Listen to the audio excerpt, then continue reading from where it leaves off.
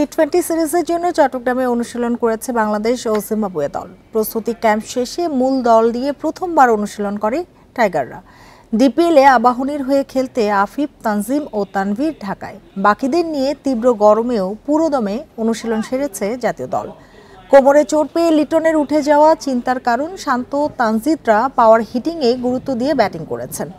1.5 বছর পর জাতীয় দলে ফেরা সাইফুদ্দিনের ওপর আলাদা নজর ছিল। ফিটনেস ইস্যুতে প্রথম 3 ম্যাচের দলে নেই সৌম্য, তবে বিশ্বকাপ ভাবনায় আছেন বলেই দলের সঙ্গে অনুশীলন চালিয়ে যাচ্ছেন।